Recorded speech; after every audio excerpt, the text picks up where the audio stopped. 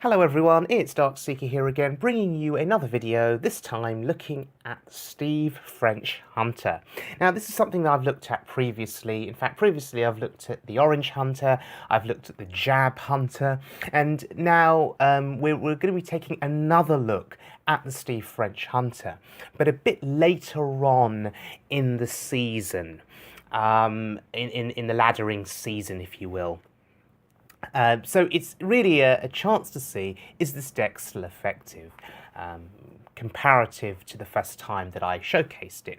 Now, this deck's made by a guy called SteveFrench, I guess, and it's a special deck because it runs double bear trap. So we're looking at minion presence on the board in the form of bears, and that's really good because it activates kill command and various other things, so that's really good. There's only one freezing trap in this deck. It also runs Strangleform Tiger, which is a tremendous minion. It can't really be targeted by spells initially because of the stealth. It survives Flame Strike, which makes it even better.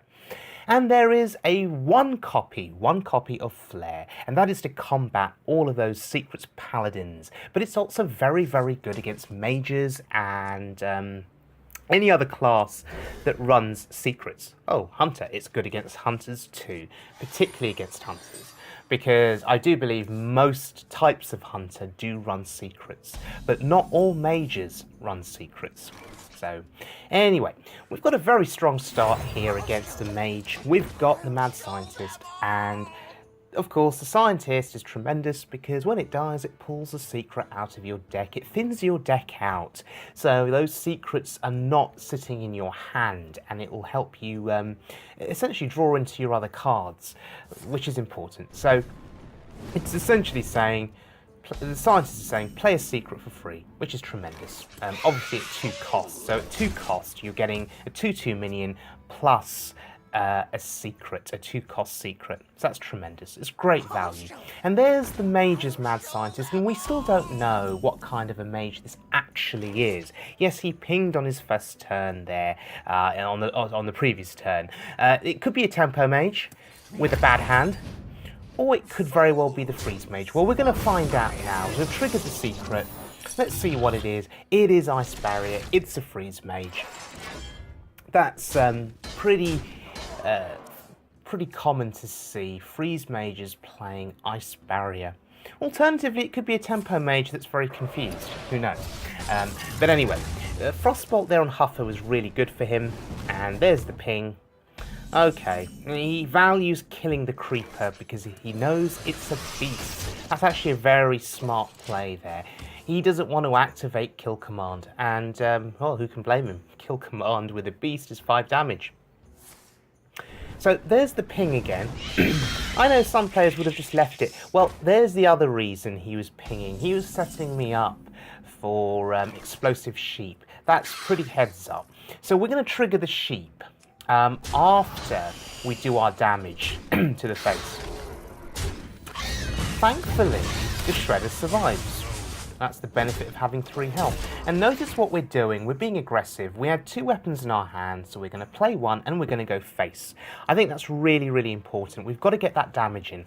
The longer the game goes, the bigger the advantage for the mage.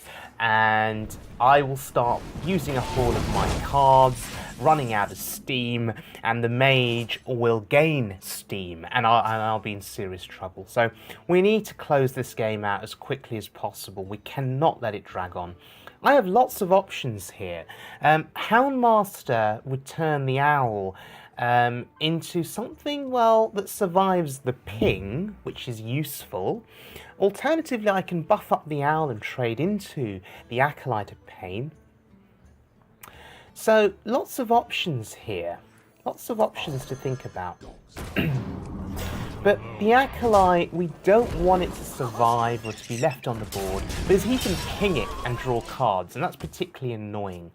So we're going to use our bow, because we've got another bow, take out the Acolyte. We're not taking much damage to the face, it was just 1. And then we're just going to buff up the owl, and that's what we did. And Frost Nova there, I was expecting the Doomsayer. It didn't come down. Notice, though, Hunter's Mark in this deck. Hunter's Mark would let me kill a Doomsayer very, very quickly, because I would simply Hunter's Mark it and bow it down or KC it. So this deck is very well equipped to deal with classes like Freeze Mage, or deck types I should say, like Freeze Mage. There's the Flame Strike. Did I make a mistake by overcommitting on that board there? Did I just play into Flame Strike, knowing that he's probably got it with that many cards in hand? Well, regardless, it's fine because Dr. Boom is on the board. And yeah, I think we're in a good position here.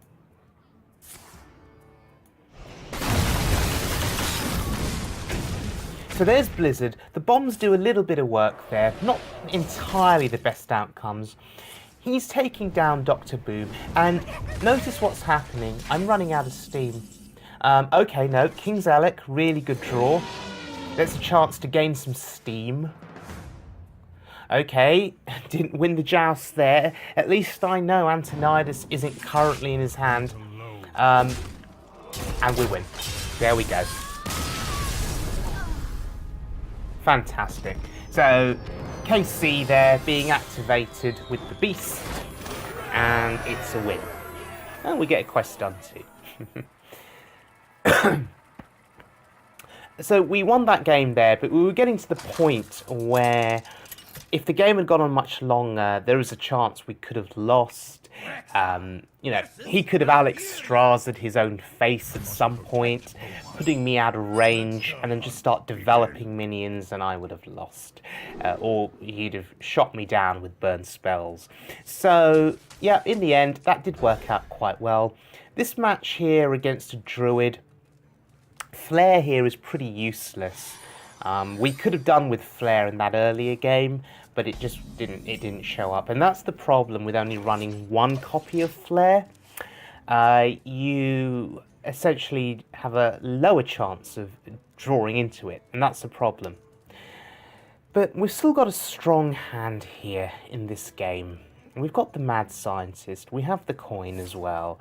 Now, Wild Growth is interesting because this is the Druid ramping up now. Double Mad Scientist is actually really good for us because there are no secrets in our hand, and we can get those secrets out ASAP, thin our deck down, and draw into those other cards. Interesting, he opted to silence the Scientist rather than to kill it. As the Druid, I mean, he doesn't know what kind of a hunter I really am here, but you'd assume that if it was Freezing Trap that was going to come out, you wouldn't mind having that Keeper of the Grove back in your hand, because it's a great utility card. Anyway, here I have a choice to make. I can use the coin and Shredder. Alternatively, I can play the Scientist. I can coin out the Elec and see what I get. Oh, I win the joust. Fantastic. Brilliant.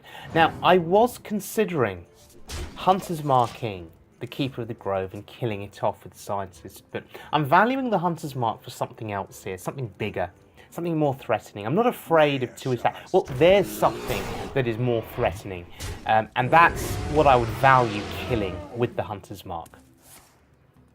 Druid there doing Druid things, innovate, sure, play another minion, why don't you?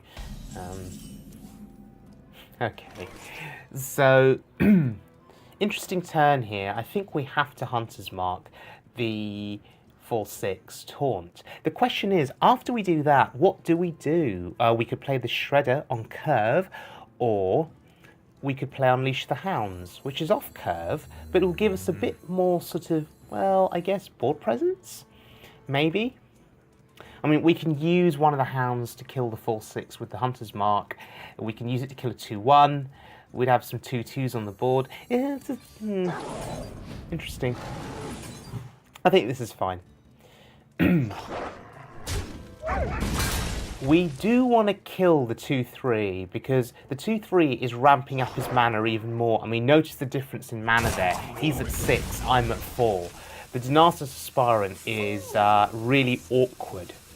Really awkward. And notice there I'm using the non-silenced Mad Scientist because I want to get those secrets out. quickly. I don't want to be drawing into them in my hand. Now, I've got a bow next turn, potentially, and that bow could help activate, you know, an extra, well, when the secret's activated, an extra charge could be placed onto the bow. I need to make that decision, though, as to whether I go for the tiger or the bow. I'm going to kill the Drake because it represents spell power, and I'm actually going to draw a card rather than using my hero power. I think that's much stronger. My hand is pretty good here. The problem is he's still at 26 health, and we're on turn 7 for him, turn 5 for me, turn 7 for him. And it's not good. It's really not good because, well, I need to kill him. Because if I don't, he's going to kill me. A druid will do druid things, will get into combo, and I'll be in serious trouble. Oh dear, Ancient of War, so we know that's in the deck. We could be in a lot of trouble here now, depending on what gets drawn. He has 8 mana, look at that, 8 mana. All the things you can do with 8 mana, unbelievable. I'm actually behind here, given that he's at 8 mana. Sure, next turn I'll be at 7, but I'm not liking my options.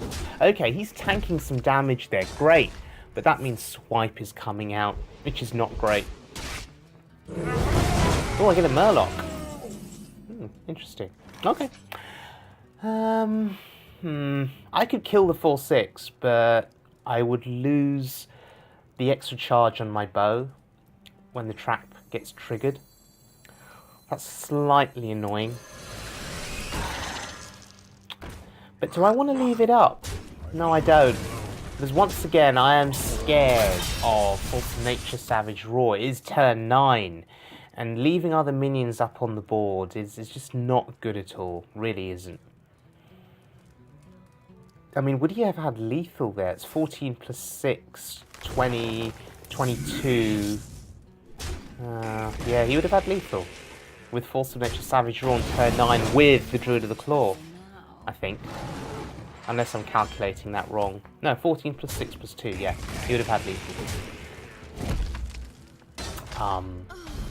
Okay. He values clearing the board. He used one part of the combo to make the board clear, which is pretty good. Bit of bad placement there. I think stealth minions should always go in the middle. Although I don't know if it really matters against a druid, to be honest. It matters against a hunter, if they run explosive shot. It matters against mages who run Cone of Cold, and druids who run Betrayal. Okay. There's the Emperor, and oh, we don't want that on the board. That's bad, if anything, because it discounts his cards. See, with the Emperor Therosian, you can get, you know, some insane discounts on cards like Savage Roar and Force of Nature. Playing Force of Nature double Savage Roar is a real possibility. However, I'm going to take a risk here and I'm going to leave it up because I have lethal next turn. If he cannot answer my board, and of course, Lotheb there is tremendous.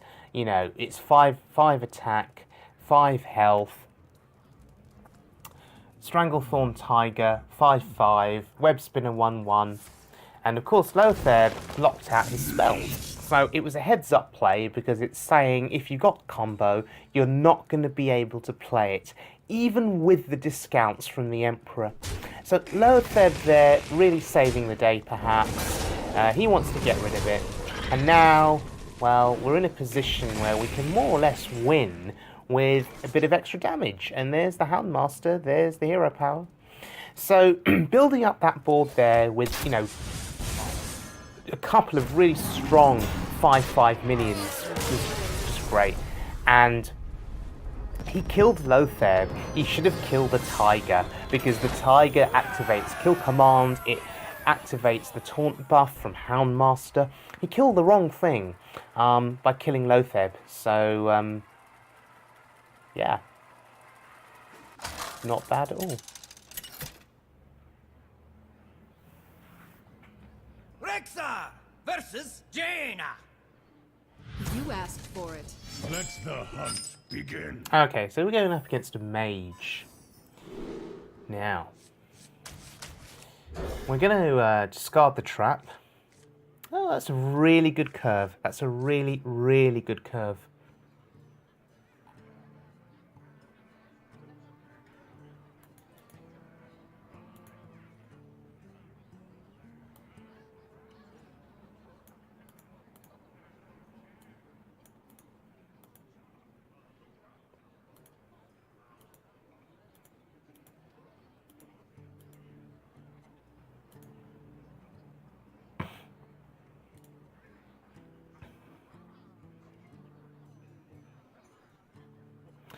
This mage doesn't seem to be responsive.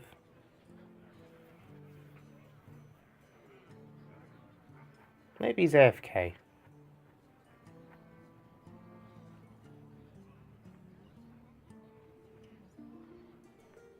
Greetings, traveler.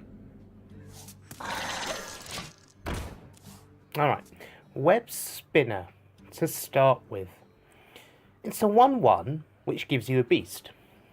Bit of RNG involved because you're always pondering, well, you know, what are the chances it gives me a rubbish beast versus a good one?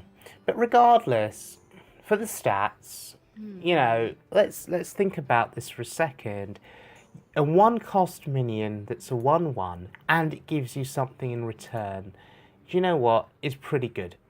It is pretty good. Okay, so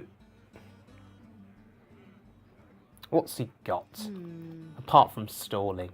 If he's stalling, it's probably a freeze mage. Tempo mages, I think, are a little bit quicker because they've usually got things they can play early and you know, easy decisions they can make with a curve.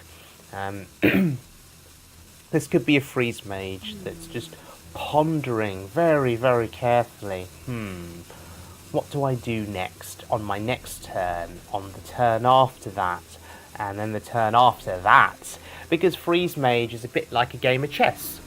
You know, you do have to plan your turns out. You do have to think ahead. And he did nothing. And if this is a free win on the ladder, I'm going to take a free win on the ladder. If it's a free win. I feel bad about it, but oh no, okay, fine. It's Tempo Mage. There's the Mana Worm. There's Arcane Missiles. Yeah, it's a Tempo Mage that was asleep. Interesting. Wow, that's really good for him. Well, I have an answer. I have Unleash the Dogs. Alternatively, I could Animal Companion. I certainly don't want to play King Mukla, who came out of the Web Spinner, because that will just buff the Mana Worm. That's really bad. King Mukla against a Tempo Mage is actually a liability. In fact, Mukla, I'd argue, is a liability against lots of classes, or any class that you face, because those bananas can be used to buff enemy minions, which can lose you the game. So Mukla is a serious liability. If you're going to play him, he has to be played super early, but even then, usually the enemy just buffs one of their own minions and trades straight into Mukla. So in some ways, Mukla's just, well, he doesn't gain you any significant form of advantage. There's the bear trap. Now, the bear trap is tremendous because, as I mentioned at the start of this video, you get board presence, and that is so important. So Animal Companion gives us Huffer. That's really nice because we can now do some damage. But I'm contemplating trading here. I think trading is important. We don't want that Mana Worm sitting on the board for much longer. If he has some other way of dealing with my board, that Mana Worm could just get out of control and just go face for several turns. Yeah, there's one way of dealing with someone's board, Flame Cannon. Now, what if he had double Flame Cannon? And what if he just took out the bear and the Huffer and then went face with a super buffed up Mana Worm? I mean, that would have been bad. The chances are I'd have to tank it with with the eagle horn bow, which do even more damage to my face, and I'd just be dead.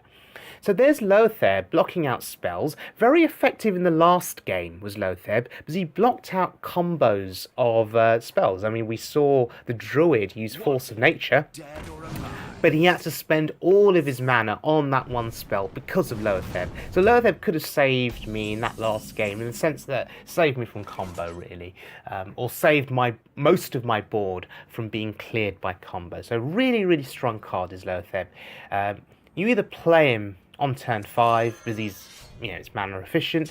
Alternatively, you ponder saving him, because if you save Lotheb, then you can time his use when your opponent really needs to use those spells, and you plop him down when they least expect it, when they desperately need to pull off a spell's combo and they can't. And it's really good value.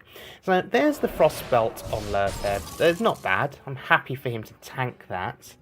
Finally, a second chance. And there's the Fallen Hero, and I'm actually okay with that, because the mage didn't get didn't get value out of that.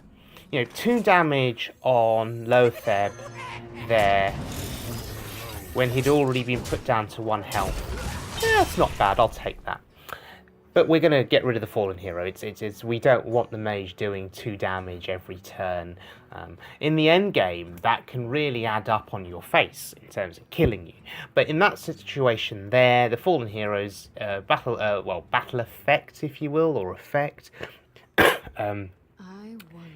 2 damage on a 1 health Lotheb. So he had to utilise the Frostbolt, the Fallen Hero, and the Hero Power there just to take out Lotheb. That's not bad, It's really not bad. So now, Dr. Boom on the board. Why? Well, turn 7. You play Boom. The other options on that previous turn were King Mukla and the Haunted Creeper. Mukla, though, I really, really, really, really don't like him, because of the fact that he gives your opponent bananas, and this is a tempo mage who can use those bananas with a Flame Waker, for instance, and it can become very messy. There's the second Frostbolt, not taking down, but going into Dr. Boom. Obviously respecting the 7 damage of Dr. Boom there. Now, this is fascinating. What would happen? Okay, 4 damage, wow. Wow. Okay, what would have... I went with the Haunted Creeper Houndmaster play, but what would have happened if I'd gone with Mukla Houndmaster? Would that have been stronger? I mean, I wouldn't have been able to have hero powered if I did that. And the extra damage really, really matters at this stage of the game, because we're both low. He's at 13, I'm at 16. It's really important to really try and nail that hero power, if you can, every single turn. There's the Flame Strike. And a Bomb Coaster face for 3. I'll take that. It's pretty good. Okay. Now do we play Mukla? Yes. Love Mukla's sound effects, his entrance effect, it's brilliant. But Mukla's a 5/5, we've seen Flame Strike. The bananas won't help the mage here. Sure, he can buff up the 2/2 to kill the Shredder, or he could buff it up and kill Mukla. But still, oh, another one. Oh, really? Wow, this tempo mage running double Flame Strike, so greedy. And now I'm out of gas.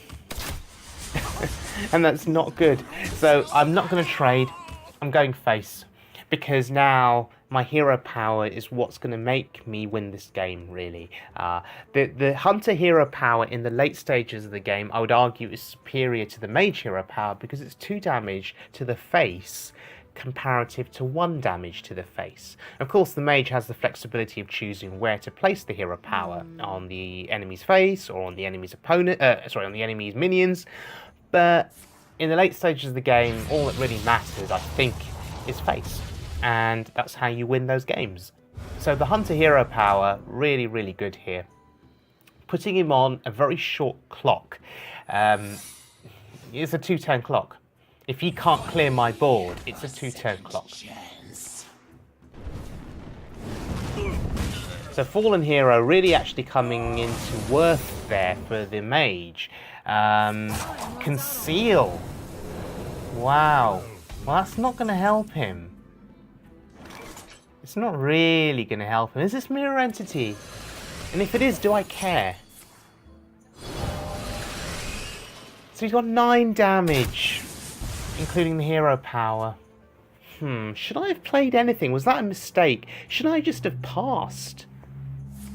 Wow, he's buffing up the 0-4 to trigger the trap. That is really smart. However, he has to either heal or clear my board. There's 2 to the face. There's 4 to the face. There's the bear trap. And we mentioned this notion of board presence earlier.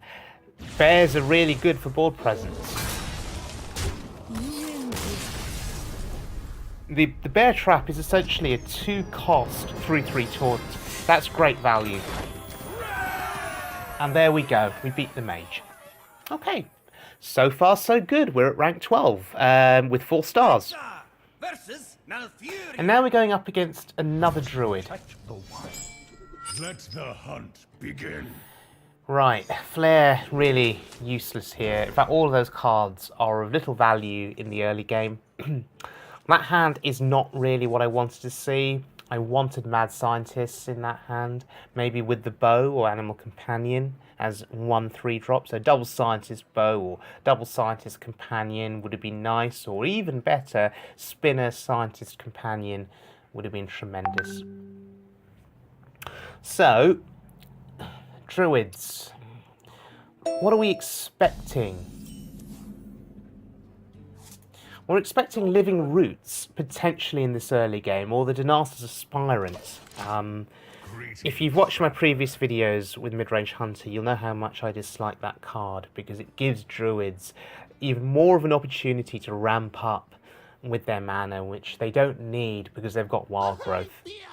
Now, Leper Gnome, this is a very aggressive druid, and I think this is like a sort of a new kind of druid that is, you know, doing the rounds on the ladder now. Sort of a bit more of an aggressive druid with an aggressive start, and Leper Gnome is a very aggressive start. So he's going to look to kill me quickly and aggressively, and potentially put down some low health minions on that board, or low attack minions on the board, and then Savage Roar, Force of Nature me down. Leper Gnome will do 4 damage to me, potentially 2 to the face, and then 2 damage from the Death Rattle. And if you're a druid, it's just another way of getting your opponent down. It's just another way of nuking them down, slowly but surely. 4 damage may not seem like much in the first couple of turns, but in the long run, it all adds up. It all adds up. And before you know it, you're in combo range. So, interesting strategies from the druid. I'm actually going to tank it. That Leper Gnome has got so much value in terms of the amount of damage it's done. Unbelievable. I'm already at 24, and there's that card. There's the Aspirant, or Aspirant, however you want to say it. I think I've been saying it wrong all this time. And I'm going to play the Tempo Houndmaster. Some would argue that's a really bad play, but there's no beast. But I need presence. I need board presence. Well, this isn't bad. I've got a beast. Oh, it's a taunt. Misha. That's tremendous. Now the owl has value on the shredder. And now I need to decide whether to trade or whether to go face. Oh, we're going to go face. And the reason we're going face is because Misha is going to protect the Houndmaster. I must safeguard. No, Misha is not going to protect the Houndmaster. And he's going face. Wow. Right, it must mean he has the tools to kill me very shortly, because I'm at 18 health. Does he need the well, combos turn 9, but a simple Savage Roar on 2 or 3 minions could be enough in a couple of turns. So what we're going to do is we're going to clear the board to the best of our ability. Now, I need to decide what to trade in. Do I trade in the Houndmaster or do I trade in Misha? You see, I'm expecting swipe at some point, and that's why I'm using Misha. If I use the Houndmaster, it goes to 1 health. My entire board would die to swipe, because he'd swipe Misha and everything else is 1 health, they all die. But this play means he has to choose between Misha and the Houndmaster for swipe. And I'll have something survive. Yeah, there it is. I knew he had it. He's killing the Houndmaster. Misha still survives the swipe, goes down to 1. He has to hero power. He has to tank it. That's actually really good for me, because it's as if Misha attacked anyway, you know, because it did damage to him. And he's down to 10. I have a bear trap in play. He doesn't know what trap that is. So a bit of trap psychology there.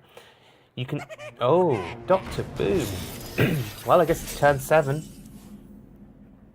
Alright, so Dr. Boom will do 9. Am I dead to combo? This is the question. I mean, it'll be turn 8 next turn and not turn 9. So the question is, does Savage Roar kill me? 8, 9, 10, 11, 12, 13, 14, 15, 16, 17. It's sort of precise lethal with Savage Roar. Double Savage Roar, on the other hand, I think would well be even worse. Because I've got the bear trap up. Well, there's Savage Roar. Double... He actually, I called it. He had double Savage Roar. That's the power of Druid. If I didn't have that bear trap in play... However, I think I'm still dead. Where does that bomb go? Oh! Oh, wow. I'm dead. Wow. I actually thought that I could survive there.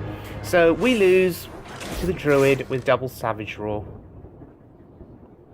Can't say I'm surprised. Can't say that's fair either. But hey, it's Druid. A Druid doing Druid things. And he obviously put some thought into that. Trying to get me down just low enough so he could activate double Savage Roar and kill me. Did he put any thought into it? Who knows? But it doesn't matter. That's a loss. Happy to take it. I think I played that game reasonably well. But you can't play around double Savage Roar. It's just not possible, really. I mean, the chances they have it to begin with are always slim. So, he's just a very lucky Druid. And this opening hand does not impress me one bit. And you're going up against another Hunter who, if they've got a good opening hand, you're in serious trouble.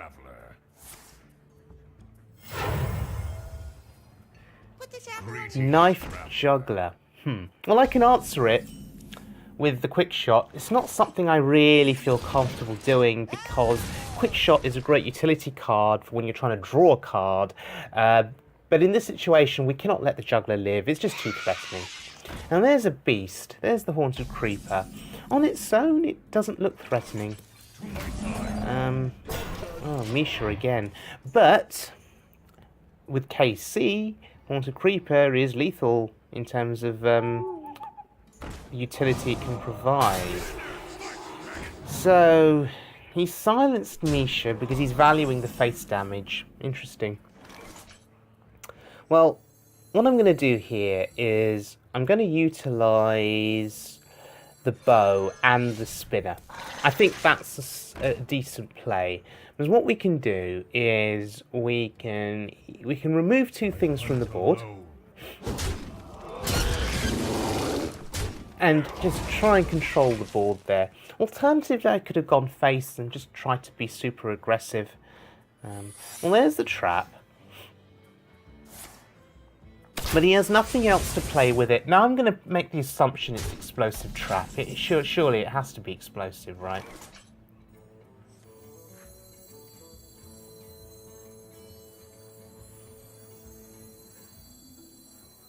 I'm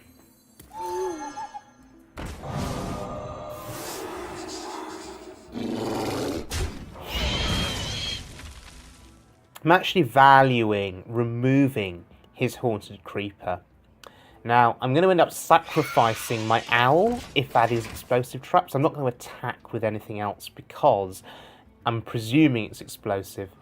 And yeah, I mean, this is a face hunter, right? Arcane Golem, Mad Scientist. Yeah, this is a face hunter. He's just bursting me down. I need to clear the board first before I consider going face.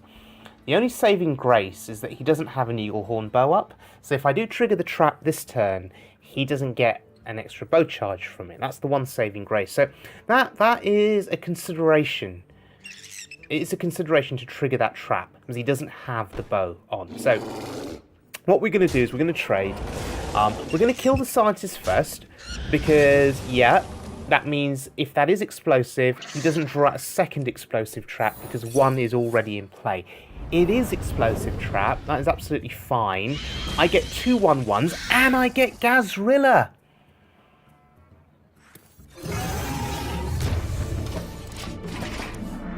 Fantastic. Ghazrilla. 6/9. Right, deal with that. Ready to ride. To the face? Well, you're not going to ride into Ghazrilla now, are you? The wolf and its rider would surely get swallowed up. Now, what we're going to do is we're going to trade with Ghazrilla. Because now, look, Ghazrilla has 12 attack. We're going to try and out-damage the face hunter with Ghazrilla. Tremendous. And we're going to hold back on the weapon. So we've got Ghazrilla on the left, Savannah Highmane on the right, and 2 spiders in the middle that we can forget about. But Ghazrilla at 12 attack already. There's Unleash the Dogs. And does he have the KC? Yes, he does. So this, ladies and gentlemen, is the solution to beating Face Hunter. Play Ghazrilla. Because it will soak up lots of damage. It's soaked up. It's soaked up a KC, a kill command. That's unbelievable. But I may still be dead, actually, because I'm at 8 health. So maybe Ghazrilla didn't really do much for me. I have to clear his board to the best of my ability. I'm actually going to tank that hound. And I know that isn't great, because I'm taking damage to my face, which I cannot afford to do against a face hunter, but I value hitting his face with my minion, because if I don't, I'm not going to win this game. I need to close this game out within a turn or two. He defies Lotheb and plays the spell, and I'm dead next turn, unless I have lethal here. Do I have lethal? 11, 12, 13... Yes, I do. Precise. Precise lethal with the KC. Didn't even need the hero power. Fantastic. Ghazrilla, therefore, was the MVP of that game. Did a tremendous job there, soaking up face hunter damage there. Otherwise, that damage would have gone to my face, and I probably would have lost. So, yep, tremendous stuff from Ghazrilla. And we're going to head into our next game. Rexar versus Jaina. Right, Rexar versus Jaina. Now, there is a bear trap in my hand. And our friend of mine, who I play with, he has a strategy of quite often keeping bear trap in his hand. Now, all of the pro players would look at that and say, oh gosh, no, you do not keep bear trap in your hand. It's a secret. You draw it out from Mad Scientist. Well, actually, keeping bear trap is not always a bad thing, particularly against aggressive classes, because it's a 3/3 body on the board for 2 cost, and quite often it'll contest 2 minions that they play, you know, if they're low health, low attack minions. So there is a consideration for keeping it. Anyway, in this situation though, against the mage, I would opt to mulligan it away and look for those mad scientists, look for those animal companions, those knife jugglers, those eagle horn bows, web spinners even. So now we need to make the decision as to what we do. I mean, the scientist doesn't really contest the mana worm. So I'm now contemplating the hunter's mark on the mana worms. I'm so scared of it. But no, we'll leave it. You see, if he has a frostbolt here, that mana worm gets buffed up. I'm in trouble. Okay, there is no frostbolt. He's just going to play his own scientist. And I'm going to make the assumption that his scientist will either produce effigy or mirror entity. I have an owl, which is tremendous. I just need to think about what I silence here, if I use it. But Animal Companion is on curve, though. That's Companion. Oh, Misha's really good. Misha's tremendous. So let's trigger. Let's trigger the traps. And I get the bear trap. Well, of course I'll get the bear trap. There are 2 bear traps in this deck. Freezing actually would have been better there because that mana worm is going to be annoying, potentially, in this game. Freezing would have been better. I would be happy to give him back a mana worm. You see, I'm going to assume there he'll use a spell here on me. No! He sacrifices the mana worm. Wow. I just would have let it be on the board. Let me make the sacrifice. The trade, sorry.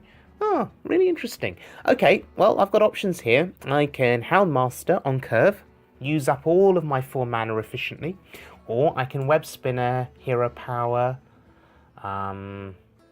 There's the Knife Juggler Web Spinner play, Knife Juggler Hero Power play. There are lots of plays here, but he probably is going to end up drawing a spell into his hand shortly. Now, I played the spinner because of Mirror Entity, and it worked out. And now we're just going to clear. We're not going to clear, actually. No, we are going to clear. We're not going to clear? We're going to clear. Yeah, we're going to clear the spinner.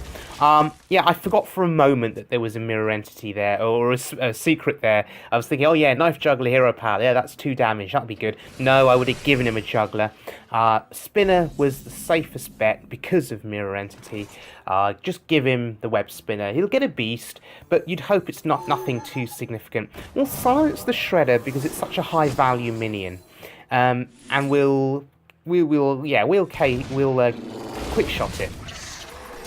And look at the damage that's coming out of our board here. We've got the Juggler, we've got the Misha, we've got the Spinner, we've got the Owl, and the Hero Power each turn. Azure Drake is slow. Too slow. Not with my board. Azure Drake will not help him considering the board that I have in play, because I'm just going to keep pounding his face. Now, I'm going to draw a Beast here into my hand. Let's see what I get. That's rubbish. Well, no, it's a 3-2. It's decent, but it's still rubbish. I'm going to stop him from pinging Misha. So I'm going to Houndmaster it up, or taunt it up. It's now 6-3. It's dealing 6 damage every turn. This game is over. He can't Flame Strike me. It's turn 6. Oh, no, he can. He has a coin. I forgot about the coin. Please, don't flame... Oh, he does, right. Okay. Well, I get the other secret out. Okay. There's the secret. There's the other bear trap that I can't play. So, he's at 7. I have a Raptor on board. There's the Flame Waker. This could end badly for me.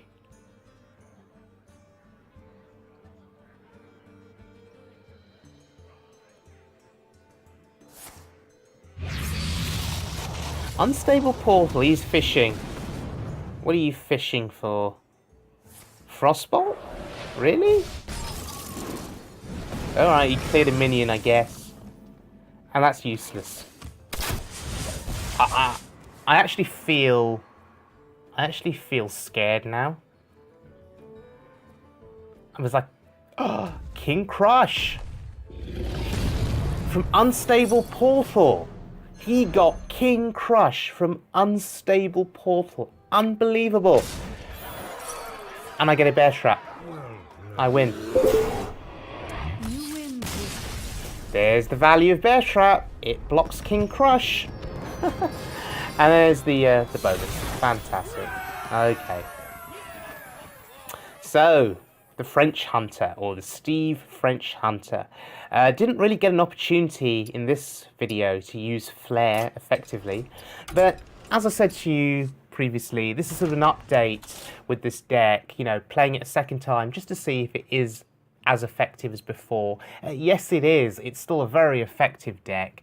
A very strong overall mid-range hunter deck with the likes of Stranglethorn Tiger, which helped me in a number of games earlier, and you know, we just like to get an opportunity to use Flare a bit more. But maybe that's something we can do in the future. Anyway, thank you very much for joining me, everyone, and I'll see you all again very, very soon.